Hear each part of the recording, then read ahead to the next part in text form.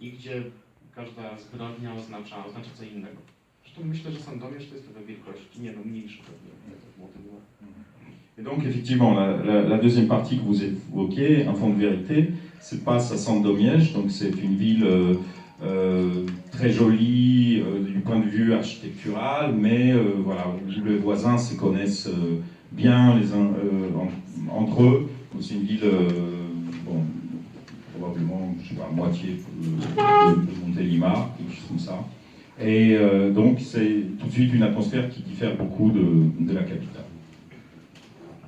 I z kolei trzecia część, która właśnie się ukazała i która jest ostatnia, dzieje się w mieście, nazywa się Olsztyn, które jest miastem średniej wielkości może Bordeaux albo Dijon, czy pewnie byłoby we Francji stolicą departamentu albo regionu.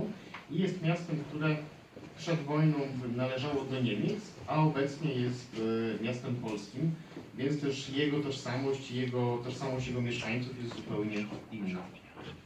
Et la troisième partie, celle qui vient de paraître, qui est le dernier roman de la trilogie, se passe à Holstein, qui est une ville qui est de la taille peut-être de Bordeaux, donc qui serait aujourd'hui...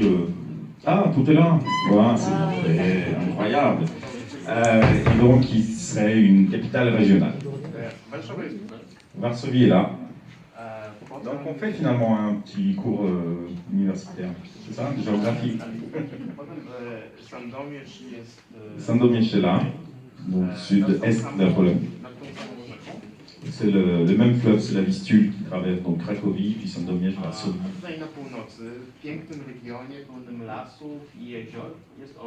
Et Olsztyn est au nord, dans une magnifique région de forêts et de lacs.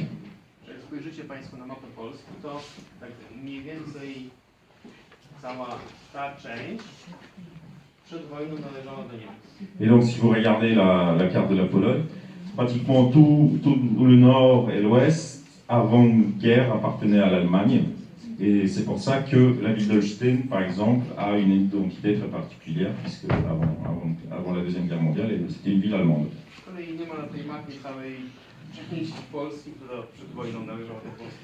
Par contre, ce qui manque sur cette carte, effectivement, même pas sur le papier, c'est toute une partie de la Pologne qui était donc polonaise avant-guerre et qui aujourd'hui est soit ukrainienne, soit biélorusse.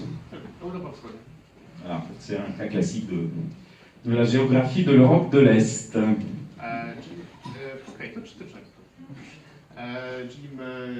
Jakby macie Państwo trzy zupełnie różne miasta, trzy zupełnie różne tożsamości i całą tylologię, która się składa trochę na podróż po współczesnej Polsce. Et donc vous avez trois romans, trois villes très différents, et donc une trilogie qui ensemble forme une sorte de portrait assez complet de la société polonaise. Ale jest to trylogia kryminalna. Więc nie jest to do końca przewodnik turystyczny. Nie ma tam pięknych zabytków, ścieżek leśnych, wspaniałych restauracji. Są zwłoki i są mroczne tajemnice.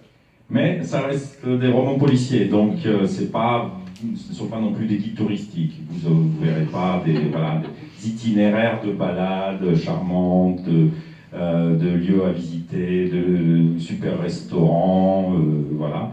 Il y a des cadavres et de sombres secrets. Także niestety mimo tego, że książki są przełożone na 17 języków, to polski rząd zamiast płacić mi pensję za promocję, umieścił mnie na czarnej liście. Et c'est un peu pour ça que, bien que ces romans soient traduits en 17 différentes langues, le gouvernement polonais ne lui verse pas un salaire pour promouvoir le tourisme polonais, mais l'a plutôt placé sur liste noire. Mieliśmy nadzieję zostać przynajmniej ambasadorami Polski we Francji. Ambasador Polski we Francji ma wspaniałą miejscówkę w Paryżu, ale tu też jesteśmy na czarnej liście. On espérait au moins devenir les ambassadeurs de la Pologne en France. L'ambassade à Paris c'est dans un beau palais, c'est le palais de Monaco, c'est pas mal comme endroit. On avait des vues dessus, mais malheureusement là encore on est sur liste noire. I teraz właśnie